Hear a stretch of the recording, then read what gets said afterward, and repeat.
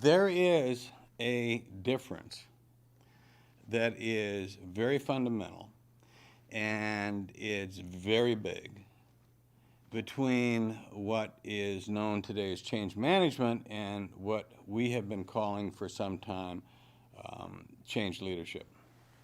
The world basically uses change management, which is a set of processes and a set of tools and a set of mechanisms that are designed to make sure when you do try to make some changes, A, it doesn't get out of control, and B, the number of problems associated with it, rebellion among the ranks, bleeding of cash that you can't afford, doesn't happen. So it is a way of making a big change and keeping it, in a sense, under control. Change leadership is much more associated with putting an engine on the whole change process and making it go faster, smarter, more efficiently.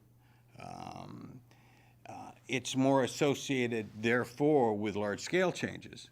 Change management tends to be more associated, at least when it works well, with smaller changes. If you look around the world right now and just talk to people, it's not just semantics.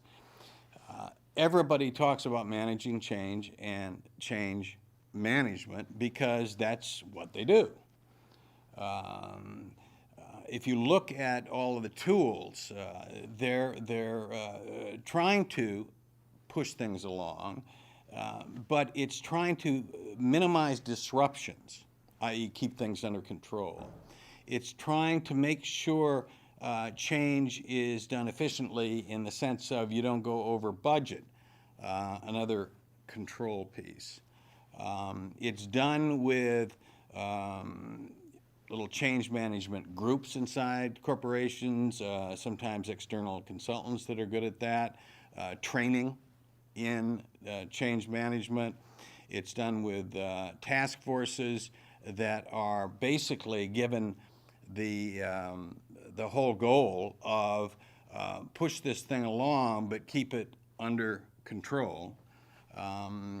It's done with various kinds of relationships that are given names like executive sponsors, where the executive sponsor watches over this thing to make sure that it proceeds in an orderly way.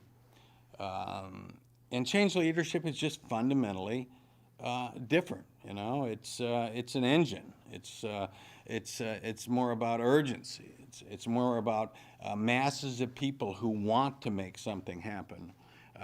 It's more about big visions. It's more about empowering lots and lots of people. Change leadership has the potential to get things a little bit out of control. You don't have the same degree of making sure that everything happens in a way you want at a time you want when you have the 1,000 horsepower engine. What you want to do, of course, is have a highly skilled driver and a heck of a car, which will make sure your risks are minimum.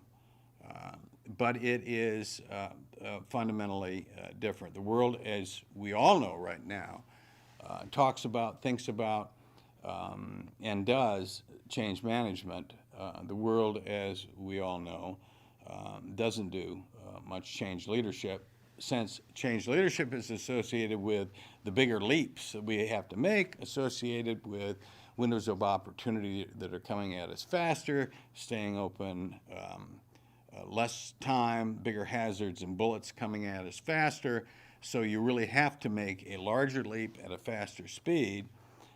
Change leadership is going to be the big challenge in the future, and the fact that almost nobody is very good at it is, well, it's obviously a big deal.